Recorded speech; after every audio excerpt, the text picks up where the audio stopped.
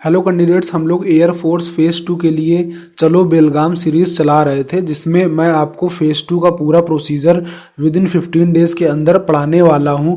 तो हम लोग एसआरटी की प्रिपरेशन कर रहे थे, सिचुएशन रिएक्शन टेस्ट, जिसमें मैंने आपको 1 से 30 तक के क्वेश्चंस की प्रिपरेशन करा रखी है। वीडियो चैनल पर पहले से पड़े हुए हैं, आप वो वीडियो वॉच कर लीजिएगा, आपके लिए काफ़ी हेल्पफुल रहने वाले हैं। ठीक है, आते हैं नेक्स्ट नंबर क्वेश्चन में, क्वेश्चन नंबर 31। मैं आपको बता दूं, ये वीडियो आप ज़्यादा से ज़्यादा लोगों को शेयर कर दीजिएगा जिनका फेज 1 क्लियर हो चुका है और वो फेज 2 की प्रिपरेशन कर रहे हैं, तो उससे उनको फायदा मिल जाएगा और वो भी अपनी 15 दिन के अंदर पूरी फेज 2 की प्रिपरेशन कर सकते हैं। तो आते हैं सबसे पहले 31 नंबर क्वेश्चन पे। You have worked hard on idea which you believe would be breakthrough but the presentation does not go as you had hoped it would। मैं आपको बता दूं, मैं जितने भी आपको क्वेश्चन बताऊंगा वो बायलिंगुअल बताने वाला हूं, तो आपको बिल्कुल भी डाउट नहीं होना चाहिए। अगर आप हिंदी मीडियम से हैं या आपको थोड़ी इंग्लिश हिंदी की प्रॉब्लम है तो कोई दिक्कत वाली बात नहीं, मैं आपको बायलिंगुअल समझाने वाला हूं। ठीक है, तो इस पहला क्वेश्चन कह रहा है आपने मेहनत की किसी आइडिया में, ठीक है, which you believe would be a breakthrough. तो इसको आप इस तरीके से समझिए कि आपने कोई एक प्रोजेक्ट है, उस पर आपने काम किया। मान लीजिए जैसे चंद्रयान एक प्रोजेक्ट है, ठीक है, उसमें किसने काम किया था? के सिवान ने। ठीक है, तो इस तरीके से आप समझिए अपने आप को कि आप एक थोड़ी देर तक समझिए आप के सिवान है। ठीक है, के सिवान कौन थे? चेयरमैन थे इसरो के। तो के सिवान सर जो थे चेयरमैन थे इसरो के, तो उन्होंने किस प्रोजेक्ट पे काम किया था? एक बड़े प्रोजेक्ट में काम किया था, चंद्रयान में। तो उसी तरीके से आपने मान लीजिए कोई प्रोजेक्ट पे बहुत मेहनत की है, आपको लग रहा है वो ब्रेक थ्रू है, मतलब बहुत ही मजबूत प्रोजेक्ट है, अच्छा प्रोजेक्ट है, but the presentation does not go as you had hoped it would. जैसा लेकिन आपने होप किया था वैसा प्रोजेक्ट नहीं हुआ, वैसा प्रेजेंटेशन नहीं गया, तो आप क्या करेंगे? ठीक है, you ignore all the suggestions and believe that you were correct. ठीक है, आपको जितने भी सजेशन सुझाव आएंगे आप उसको इग्नोर कर देंगे और आप कहेंगे नहीं मैं सही हूं, बाकी सब मेरे को नहीं पता, मैं सही हूं। या you break down and get all emotional, कि आप अंदर से टूट जाएंगे और दुखी हो जाएंगे कि आपका प्रोजेक्ट सक्सेसफुल नहीं हो पाया।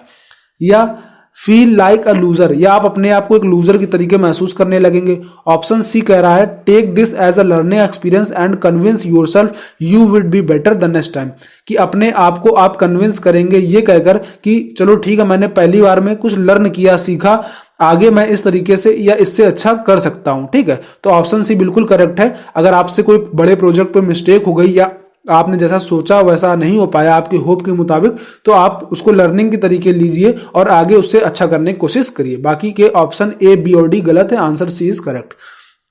Question number 32, your colleague is not performing his duties up to the mark you will. आपके जो कलीग हैं, कलीग का मतलब होता है सहयोगी, वो अपनी ड्यूटी को अच्छे ढंग से नहीं कर रहे हैं, आप क्या करेंगे? Just do as your part of the duty and enjoy your work, कि आप केवल अपना काम करेंगे और अपना काम को एंजॉय करेंगे। या take advantage of it promote yourself, कि आप उसका फायदा उठाएंगे और अपने आप को प्रमोशन करा देंगे कि सर देखिए ये लोग, बाकी लोग काम मतलब इनका काम लो लेवल का है, मेरा काम हाई लेवल का है, सर मेरे को प्रमोट कर दीजिए, आप ये करेंगे। या रिपोर्ट टू द सीनियर्स, या सीनियर जो है आपके, आप उनसे उनकी शिकायत करेंगे।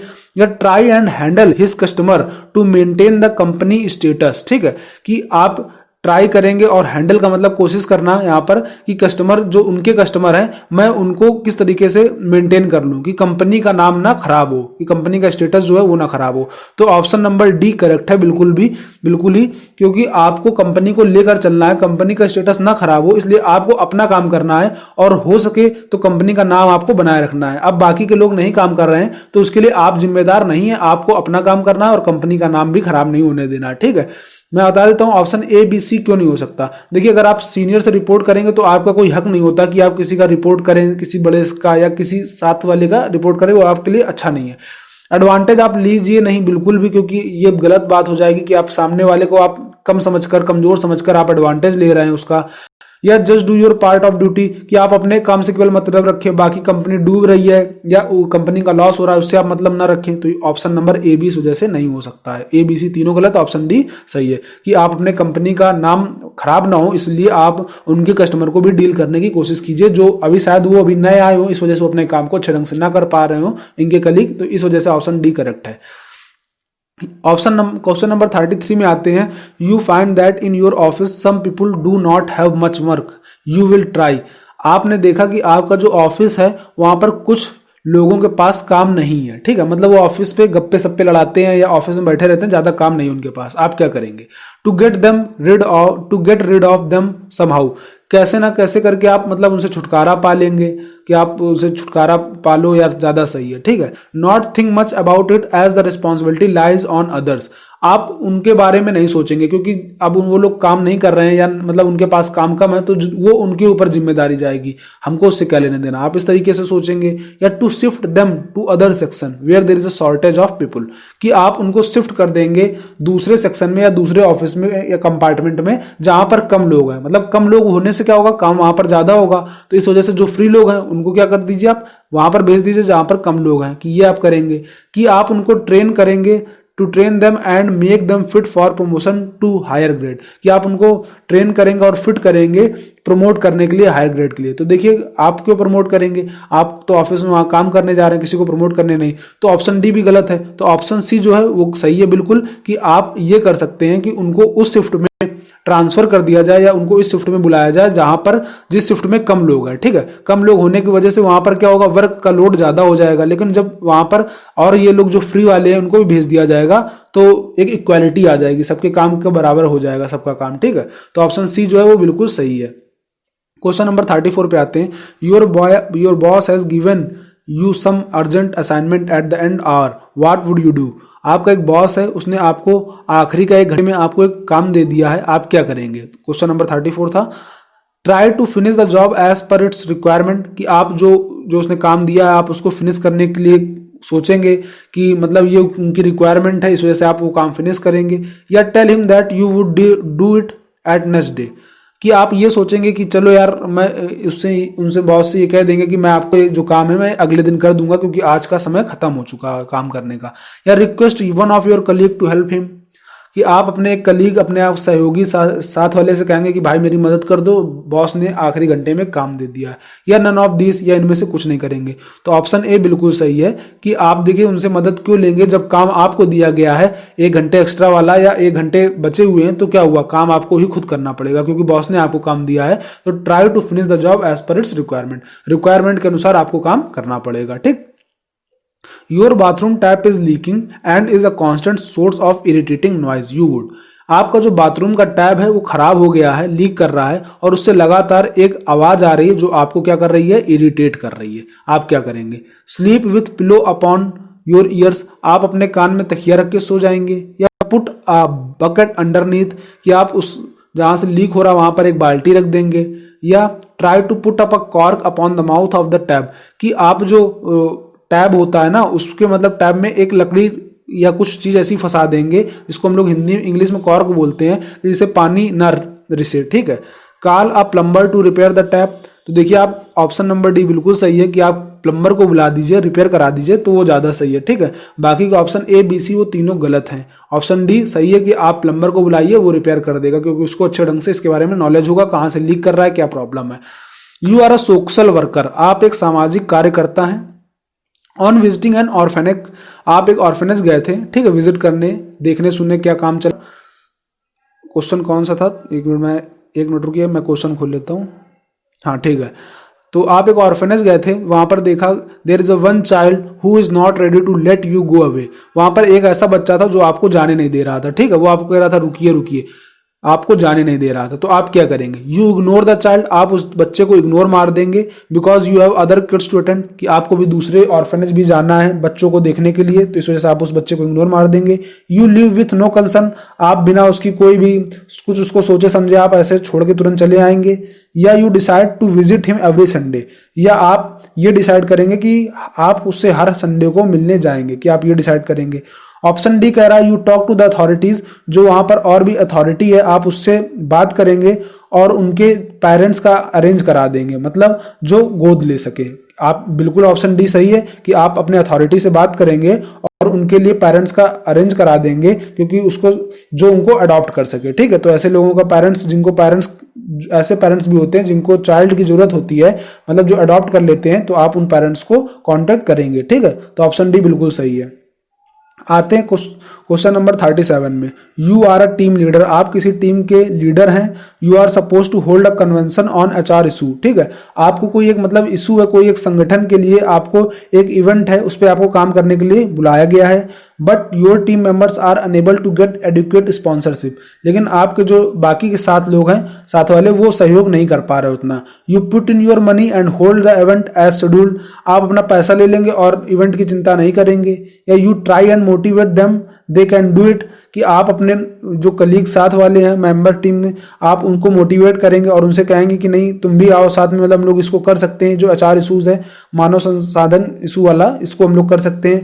या you postpone the event and give them some more time, कि आप जो है इसको इवेंट को पोस्टपोन कर देंगे, टाल देंगे कुछ समय के लिए, और जो अपने टीम मेंबर है उनको कुछ समय देंगे।